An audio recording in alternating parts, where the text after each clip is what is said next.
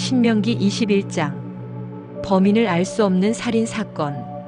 주 당신들의 하나님이 당신들에게 주셔서 차지하게 하시는 땅에서 누구에게 살해되었는지 알 수 없는 사람의 주검이 들에서 발견될 때에는 장로들과 재판관들이 현장에 나가서 그 주검 주위에 있는 성읍들에 이르는 거리를 재십시오.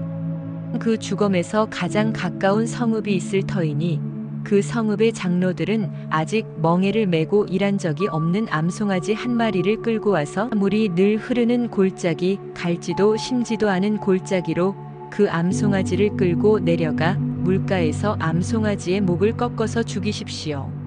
그때에 레위 자손 제사장들도 그곳으로 나와야 합니다.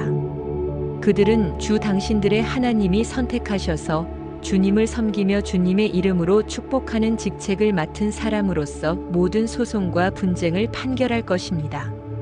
이때에 피살자의 주검이 발견된 곳에서 가장 가까운 성읍의 장로들은 물가에서 목이 꺾인 암송아지 위에 냇물로 손을 씻고 아래와 같이 증언하십시오.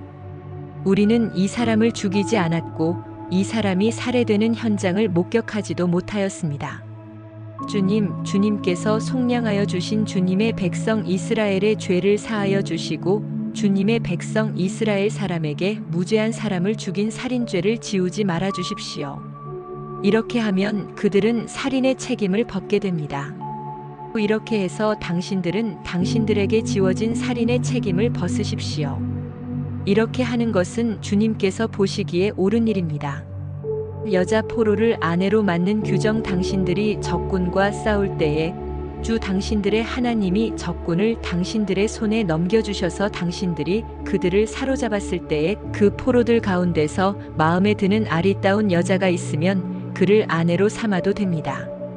그 여자를 아내로 삼을 남자는 그 여자를 자기 집으로 데리고 가서 그 머리를 밀고 손톱을 깎고 잡혀올 때에 입었던 포로의 옷을 벗게 하여야 합니다. 그리고 한 달 동안 집 안에 있으면서 자기의 부모를 생각하면서 애곡하게 하여야 합니다. 그런 다음에라야 동침할 수 있습니다. 이렇게 하여 부부가 됩니다. 그 뒤에 그 여자가 더 이상 남편의 마음에 들지 않으면 그 여자의 마음대로 가게 하여야 하며 돈을 받고 팔아서는 안 됩니다.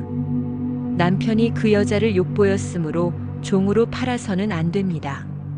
맏아들의 상속권. 어떤 사람에게 두 아내가 있는데 한 사람은 사랑을 받고 다른 한 사람은 사랑을 받지 못하다가 사랑받는 아내와 사랑받지 못하는 아내가 다 같이 아들을 낳았는데 맏아들이 사랑받지 못하는 아내의 아들일 경우에 남편이 자기의 재산을 아들에게 물려주는 날에 사랑받지 못하는 아내에게서 난 맏아들을 제쳐놓고 사랑받는 아내의 아들에게 장자권을 줄 수는 없습니다. 반드시 사랑받지 못하는 아내의 아들을 맏아들로 인정하고 자기의 모든 재산에서 두 몫을 그에게 주어야 합니다. 그 아들은 정력의 첫 열매이기 때문에 맏아들의 권리가 그에게 있는 것입니다. 불효자식에게 내리는 벌. 어떤 사람에게 아버지의 말이나 어머니의 말을 전혀 듣지 않고 반항만 하며 고집이 세어서 아무리 타일러도 듣지 않는 아들이 있거든 그 부모는 그 아들을 붙잡아 그 성읍의 장로들이 있는 성문 위에 회관으로 데리고 가서 그 성읍의 장로들에게 우리의 아들이 반항만 하고 고집이 세어서 우리의 말을 전혀 듣지 않습니다. 방탕한 데다가 술만 마십니다 하고 호소하십시오. 그러면 그 성읍의 모든 사람이 그를 돌로 쳐서 죽일 것입니다. 이렇게 하여서 당신들 가운데서 악을 뿌리 뽑아야 합니다. 그래야만 온 이스라엘이 그 일을 듣고 두려워할 것입니다. 기타 규정. 죽을 죄를 지어서 처형된 사람의 주검은 나무에 매달아 두어야 합니다. 그러나 당신들은 그 주검을 나무에 매달아 둔 채로 밤을 지내지 말고 그날로 묻으십시오. 나무에 달린 사람은 하나님께 저주를 받은 사람이기 때문입니다. 당신들은 주 당신들의 하나님이 당신들에게 유산으로 준 땅을 더럽혀서는 안 됩니다.